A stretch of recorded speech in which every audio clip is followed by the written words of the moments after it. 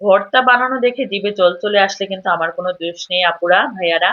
আপনারা চাইলে কিন্তু আমার মতো করে আজকে এই ভর্তা তৈরি করে ভাত খেতে পারেন, 1 প্লেটের জায়গায় 2 প্লেট। তাই আপুদের বলছি আগে ভাত বসিয়ে নেন বেশি করে, তারপর আমার এই ভর্তাগুলো ট্রাই করুন ভাত দিয়ে খেতে। ইনশাল্লাহ ভাত কিন্তু আজকে পাতিলে এক ফোঁটাও থাকবে না। তো চলুন কিভাবে ভর্তা করছি আপনাদের সাথে শেয়ার করছি। আসসালামু আলাইকুম। অনেকদিন পর একটি ডেইলি ব্লগে ভর্তার ভিডিও আপনাদের সাথে শেয়ার করছি। আজকে রাতের বেলা হঠাৎ করে মন চাচ্ছে ভর্তা দিয়ে ভাত খাবো, তা আবার ঝাল ঝাল করে। তাই কিন্তু আমি এক চুলায় টমেটো ভর্তা বানানোর জন্য টমেটো গুলোকে তেল দিয়ে, সরিষার তেল দিয়ে টমেটো গুলোকে ভেজে নিচ্ছি। আর অন্য চুলায় কিন্তু আমি আলু সিদ্ধ বসিয়ে দিয়েছি। মানে ঝাল ঝাল করে টমেটো ভর্তা আলু ভর্তা দিয়ে ভাত খাবো, মানে দেখেই কিন্তু মানে জিভে জল চলে আসছে এরকম একটা অবস্থা।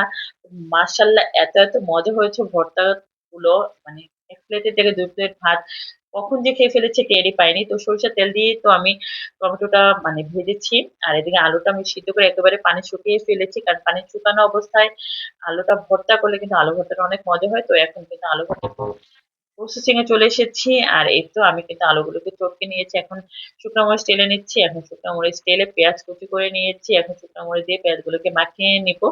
আমার কাছে কিন্তু সবসময় মানে ভর্তার ক্ষেত্রে শুকনো মরিচ সাথে সাথে তেলে তারপরে ভর্তা করলে সেই ভর্তার স্বাদ আমার কাছে অনেক বেশি ভালো লাগে। তো অনেকগুলো শুকনো মরিচ দিয়ে কিন্তু আমি পেঁয়াজ দিয়ে লবণ দিয়ে ভালোভাবে চটকিয়ে নিচ্ছি। খুব সুন্দরভাবে চটকিয়ে কিন্তু এখন আমি আলু ভর্তার মধ্যে আগে মরিচের আর পেঁয়াজের যে মিশ্রণটা তৈরি করেছি সেটা দিয়ে দিব। প্রথমে আমি আলু ভর্তা করব। আর আলু ভর্তা কিন্তু বেশিরভাগ বাঙালিদের অনেক পছন্দের একটা খাবার।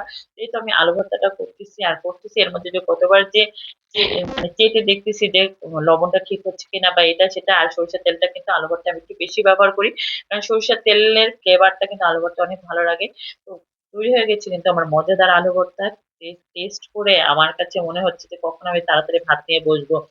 তারপরে করে নিয়েছি টমেটো ভর্তা। টমেটোতে এক্সট্রা তেল দিইনি, কারণ সরষের তেল দিয়ে ভেজেছি।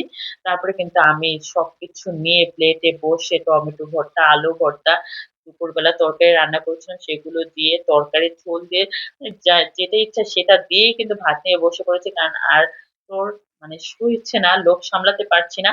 তো ভর্তা দিয়ে কিন্তু ভাত খাওয়া আমার শুরু হয়ে গিয়েছে। আর প্রতিটা ভাতের লোকসাথে যদি একটু শুকনো মরিচ দেওয়া যায় তাহলে তো কথাই নেই। তো মাশাআল্লাহ আজকে অনেক তৃপ্তি সহকারে অনেকদিন পর পেট ভরে ভাত খেয়েছি। ভাত খাওয়ার পর একটু চা বসিয়ে দিয়েছিলাম, একটু দুধ চা খেতে ইচ্ছে করছিল। তো চা খেতে খেতেই কিন্তু আপনাদের সাথে ভিডিওটা শেষ করছি। আশা করি আমার এই ভর্তা রেসিপি দেখে সব আপুরা আজকে ভর্তা করে ভাত খাবে। কে কে ভর্তা তৈরি করে ভাত খেয়েছে কমেন্টস করবেন। আজ তবে এখানেই বিদায় নিচ্ছি। আল্লাহ হাফেজ।